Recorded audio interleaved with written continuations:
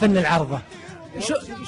والله يا أخي احنا نتمنى هذا، لأن هذا فن العرضة فن تاريخي حربي، يعني حتى اللي عرض يحس في النشوة ويحس في المعركة ويحس في النصر ويحس، يعني العرضة حتى كلامها لو تنتبه له كله كلام انتصارات وكلام مدح وكلام، يعني كلامها زين. واتمنى ان شبابنا يجون للفرقة، لان احنا ما احنا دايمين، يعني قبل معانا ناس يعني قبل 10 سنين الحين نصهم تحت الارض، وحنا بعد 10 سنين بعد راح نروح بعد الارض العمر. الله يسلمك، لكن لازم يهتمون اولادنا وجماعتنا واهلنا واهل الكويت كله للعرضه، لان العرضه الوحيده هي اللي احنا مختصين فيها.